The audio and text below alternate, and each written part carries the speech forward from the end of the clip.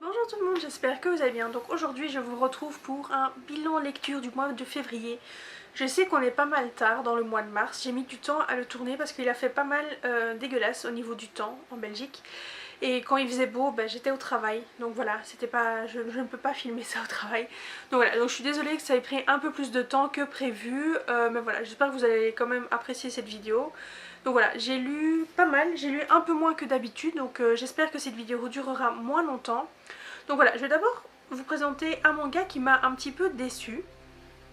Donc voilà, si vous avez regardé la vidéo haul, vous savez que j'ai acheté et j'ai lu, à l'endroit c'est mieux, le tome 7 de Platinum Ends et j'ai été quand même déçue. Franchement, il commence un peu à tirer sur la corde et à tirer en longueur au niveau de l'histoire.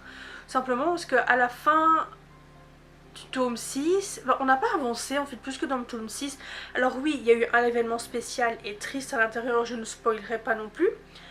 Mais on n'a pas plus avancé au niveau de l'histoire, on apprend des choses, on fait des retours sur le passé, oui c'est toujours intéressant. Mais au niveau de l'histoire présente, ça n'a pas plus avancé que ça et j'ai vraiment été très déçue parce que... Puis Mirai là, il faudrait un peu qu'il prenne un peu sur lui et qu'il commence à prendre des décisions parce que ça commence à être difficile quoi je trouve au niveau voilà, de l'histoire. Je vais vous montrer le chara design, je vais essayer de pas trop spoiler, voilà, la première page que je prends ça spoil. Il est toujours aussi beau, le chara design est toujours aussi magnifique, hein. Ça je ne critique absolument pas. C'est juste l'histoire, elle commence un peu à stagner et ça fait un peu du surplace en fait. Donc voilà, ça commence à être long, j'ai l'impression qu'on n'a pas bougé beaucoup.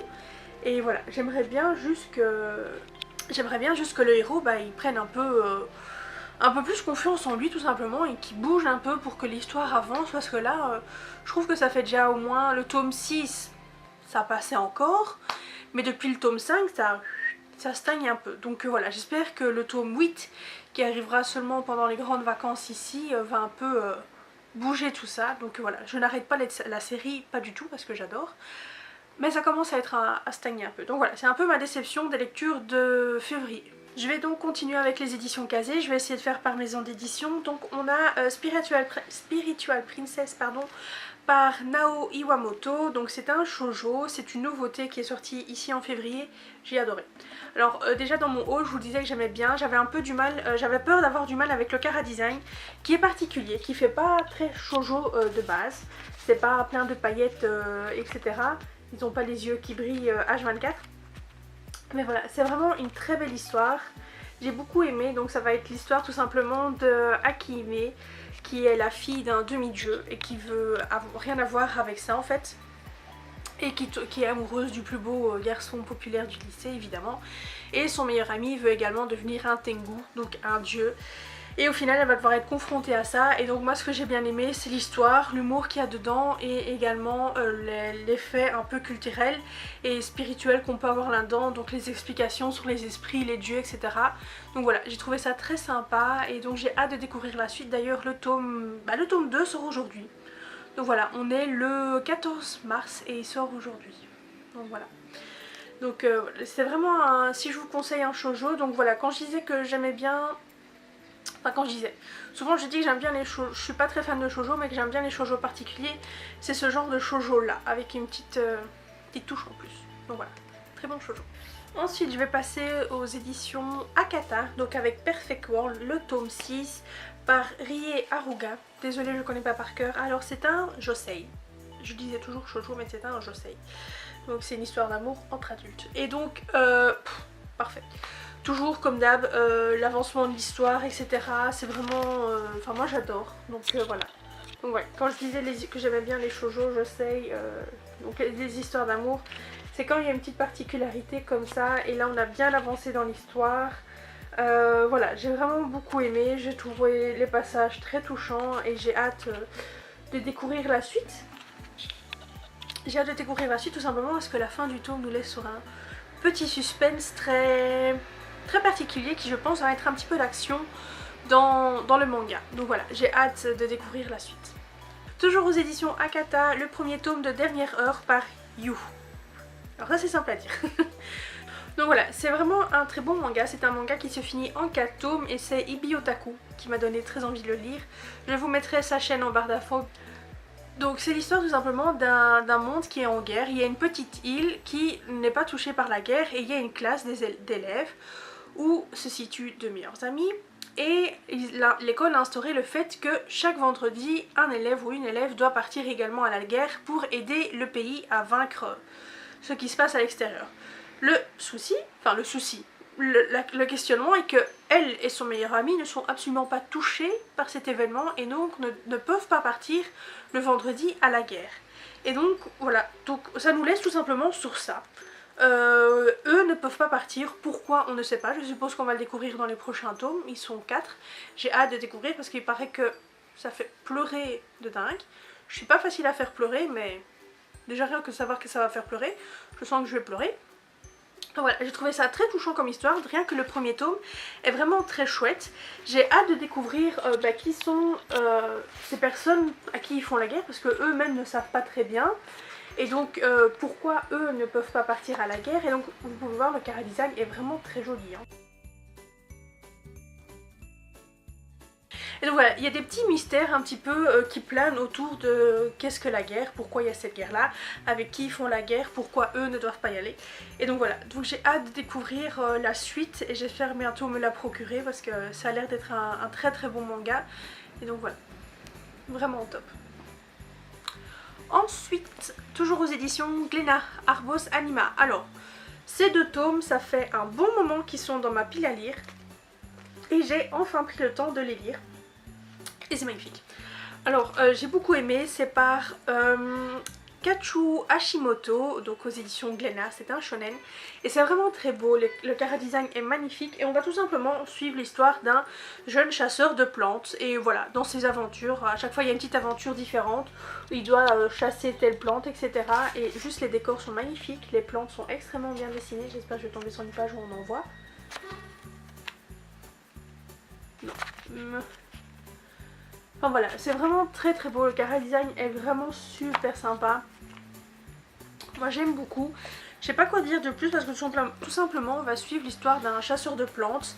Et donc voilà, il va être affecté à certaines missions et il va avoir un ennemi particulier qui je suppose va le suivre dans la suite de ses aventures. Je sais que le tome 3 est sorti, je me le suis pas encore procuré, peut-être même le tome 4. Je ne sais pas, je suis pas assez à jour dans cette série. Mais voilà, je suppose que la trame dans le tome 2 commence à apparaître et il va avoir un ennemi qui je suppose va le suivre tout au long de l'histoire et donc j'ai hâte de voir ce que ça va donner. Mais vraiment c'est un très bon manga, un très bon shonen qui je trouve change un peu des codes du shonen. Voilà, parce qu'avec tout ce qui est plantes, etc, nature, et moi j'ai beaucoup aimé, franchement j'ai beaucoup apprécié. Ensuite encore une nouveauté, c'est aux éditions Ototo et je pense que vous n'avez pas pu passer à côté. Grimoire au zéro, les 2 premiers tomes. Donc voilà, magnifique, tout simplement, j'ai adoré, comme je vous ai déjà parlé, j'adore tout ce qui est univers magique, univers fantastique, etc. Et ça réunit bien tout cet univers. Le chara-design est juste sublime. Et voilà, on va tout simplement on va suivre l'histoire de cette jeune fille, cette jeune magicienne qui va rencontrer un bestial et ils vont tout simplement se lier entre guillemets d'amitié, enfin ils vont être obligés de voyager ensemble pour se défendre l'un l'autre. Et voilà, on va suivre un peu leur aventure quant à la quête du grimoire of Zero. Oui, donc voilà, ils vont juste tout simplement suivre.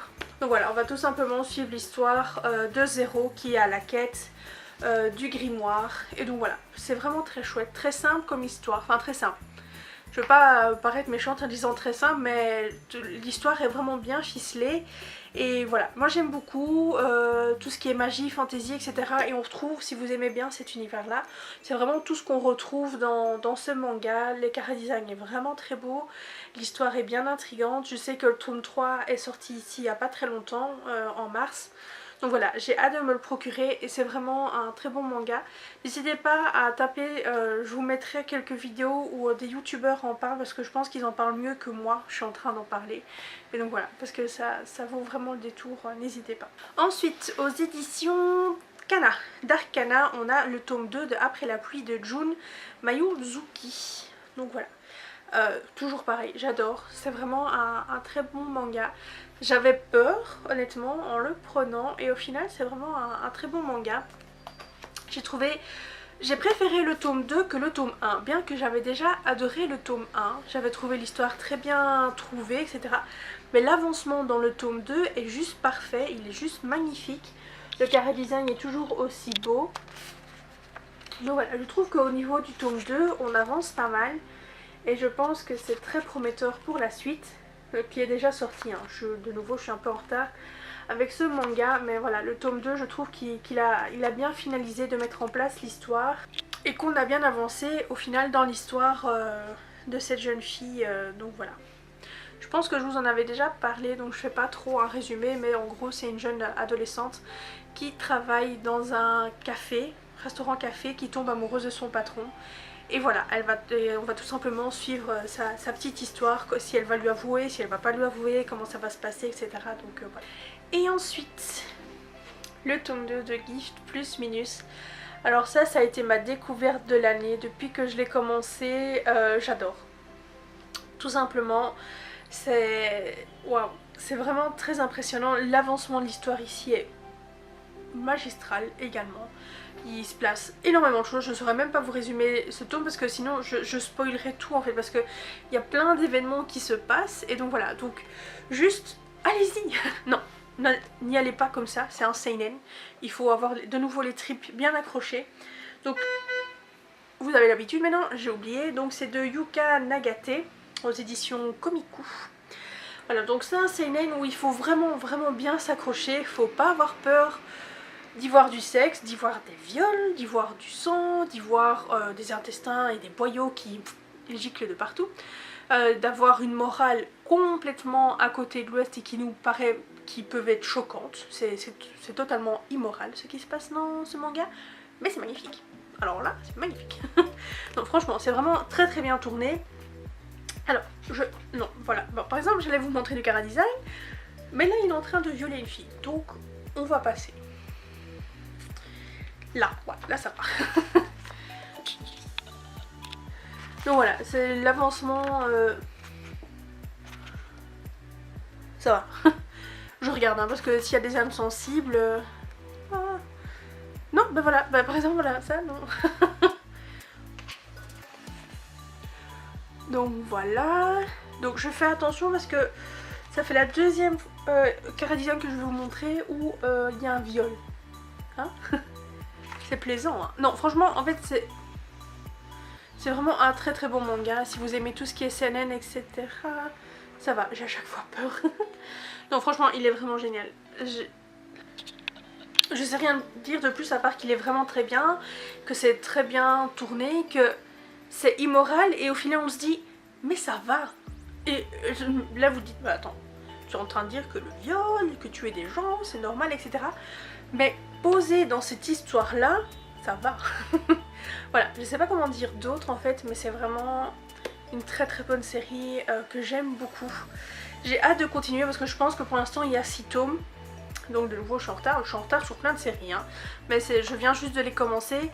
Et vraiment Gift plus Minus est waouh, il est vraiment magnifique, très gore, très trash, très tout ce que vous voulez, mais waouh, c'est vraiment chapeau quoi. Pour oser avoir fait ça, pour avoir osé faire ce manga, franchement chapeau.